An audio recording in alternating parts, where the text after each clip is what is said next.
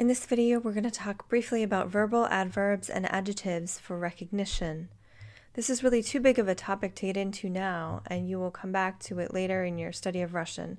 But I do want you to be able to know what these things are if you see them, if you start reading like Russian newspapers or something like that. So first we're going to look at verbal adverbs.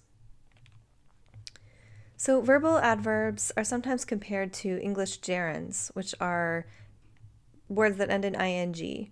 And basically, they're not exactly the same as gerunds though, but basically these are a hybrid between a verb and an adverb. We have two types, imperfective and perfective. And verbal adverbs can be replaced with sentences using other time expressions like когда, while, or when, or после того как, after. So for example, слушая радио, мой отец читал газету really means the same thing as когда он слушал радио, мой отец читал газету. Посмотрев фильм, мы пошли в кафе really means the same thing as после того, как мы посмотрели фильм, мы пошли в кафе. So we have two types, imperfective and perfective. And imperfective ones indicate simultaneous action, two things happening at the same time. Like, когда он слушал радио, мой отец читал газету. Слушая радио, мой отец читал газету. These usually end in я or а, so for example, делая, говоря, сидя. Perfective ones indicate consecutive action, meaning one thing happens after another. And they usually end in в, like написав, посмотрев, прочитав. Посмотрев фильм, мы пошли в кафе. После того, как мы посмотрели фильм, мы пошли в кафе. After we did one thing, then we did another. So, consecutive action. So try these. Replace these with когда. And before we do that, just briefly look at these three sentences here. Она пишет свою работу, слушая радио. Она писала свою работу, слушая радио. Она будет писать свою работу, слушая радио. So how do we make tense? We take the tense from the other verb. The verbal adverb itself doesn't have tense. So try replacing these sentences that have verbal adverbs with когда.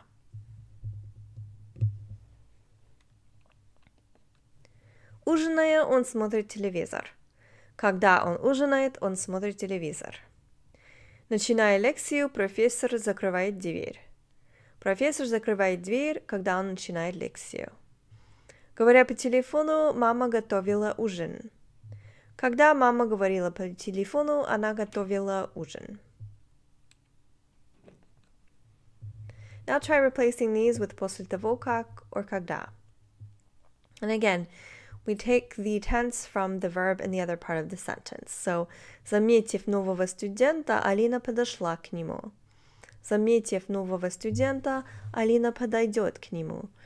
Having noticed the new student, Alina went up to him. When she will notice the new student, she will go up to him.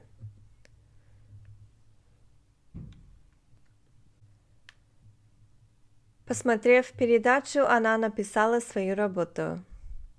Когда она посмотрела передачу, она написала свою работу.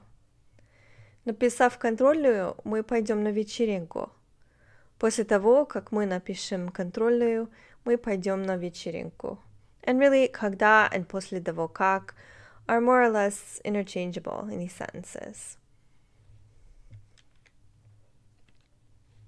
Now we'll take a look at verbal adjectives for recognition. These are sometimes called participles. So, while verbal adverbs were a hybrid between verbs and adverbs, verbal adjectives are a hybrid between verbs and adjectives. Here are some examples of them. Забытые, курящие, купленные, находящимся, любимые, потерянные. You can see how they are like adjectives. And what is the sphere of the participle? It tends to be more high style. It tends to be in written genres. And this is a little bit also true for verbal adverbs as well. Why do we, if we can use когда and после того как, why do we need these verbal adverbs? To a certain extent, it's more efficient. It's shorter. The sentences are shorter. You might have noticed that. But also, it just has to do with kind of varying style, having more than one way to say something, so that especially in the written text, you can vary your style. And that's the same with the participle. There are some participles that are used in everyday speech, but for the most part, participles are found more in formal registers like written, like newspaper articles, like academic articles, or maybe academic speeches like lectures. And in most cases, you can replace the participle with a sentence that uses который. So, for example, вот человек, говорящий по-французски. Вот человек, который говорит по-французски. In many cases, or most cases, the который phrase means exactly the same thing. There can be a slight difference, a subtle difference between the two, more in kind of focus, but for the most part, they mean the same thing. So again, который is the one that's used in everyday speech, whereas the participles might be more likely to be used in writing or in formal genres. We have 4 types, present active, past active, present passive, and past passive. The stars that I've given here are how often they're used. So past passives are the most often used, and present passives are the least often used. With active participles, we have 2 types, present and past. And then when we replace these with который will be a nominative.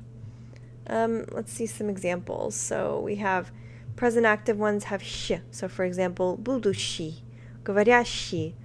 Present active meaning the action is happening now. So говорящий is like speaking, person who is speaking, for example. Желающий, person who is wanting. Идущий, person who's walking.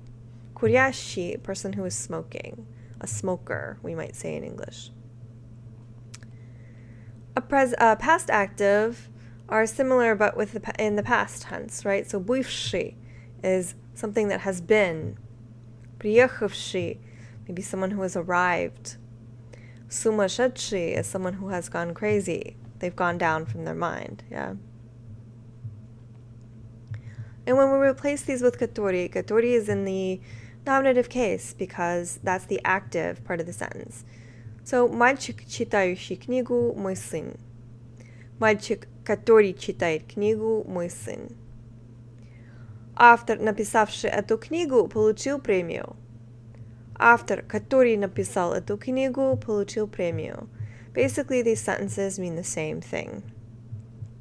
Мы говорили с занимающимися спортом студентами. Мы говорили со студентами, которые занимаются спортом. There are 2 types of passive participles. The present passive are quite rare, but the past passives are quite common. And if you think of what they're like in English, you can realize why. These are ones like written, done, built. And when we replace these with который will be an accusative, which makes sense, right? Because they're passive. They're being acted upon. Here are some common present passive. Любимый, we've seen before. We've thought of it as an adjective, but really what does it mean? It means something that is loved. Yeah? Уважаемый is from the verb уважать, to respect. So it's a person who is respected.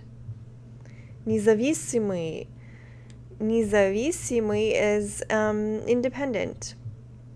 Something that is not depending. And then past passive, we have many, many past passives. Here's some common ones, like написанный, written, рассказанный, told, сделанный, done, проданный, sold. And then you can see these with n, or also t. Забытый, something that has been forgotten. Обманутый, someone who's been deceived. So when we have a sentence with one of these passive participles, we have the agent in the instrumental. So for example, Я люблю этот роман, написанный Достоевским. I really like that novel written by Dostoevsky. It's like Dostoevsky is the thing that was used to write it. When you use который, you have to convert back to the nominative case. So, я люблю этот роман, который Достоевский написал. I like that novel which Dostoevsky wrote. And so, который here is in the accusative because it's passive, right? And then since Dostoevsky is now the subject of the clause, we have to put him back to nominative case. And you can see how this might have a subtle difference. I love the novel written by Dostoevsky versus I love the novel that Dostoevsky wrote. In the first example, we're focusing much more on the novel itself, whereas in the second example, we're focusing more on who wrote it. So there is a subtle difference between the two, but the essential meaning is the same. So let's look at a few examples here. We have эту песню, написанную нашей любимой артисткой, мы уже купили на том сайте. That song written by our famous or our favorite artist, we already bought on the site. So here again we have to transfer it back to the nominative case. Мы уже купили на том сайте эту песню, которую написала наша любимая артистка. So артистка has to go back to nominative case, and then который will be in the accusative. Этот дом, построенный в прошлом году, уже выглядит старым. That house that was built last year already looks old. We can change it to a который phrase. Этот дом, который построили в прошлом году, уже выглядит старым.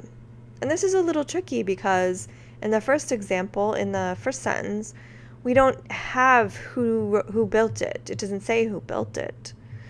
So in the second one, we have to just say that they built. If we were saying in the first sentence who built it, the person who had built it would have been in the instrumental case. But in this instance, we aren't focusing on that. So here we have a little bit of a summary chart. Verbal adverbs will end in ya, a, or v.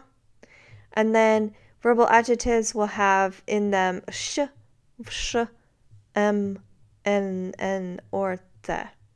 Again, I know this is a lot of information and I don't at all expect you to master this now. This is just something so that when you start to see these as you're reading Russian or maybe hearing more Russian in more formal contexts, you will at least have an idea of what these are. And maybe you can come back to this summary chart and identify what role it's playing in the sentence. So again, don't stress out if you feel like this is a lot of information. Just kind of keep it there in the back of your mind. And when you encounter a new type of word or a word that you're not sure, that you can at least think, could it possibly be a verbal adverb or a verbal adjective?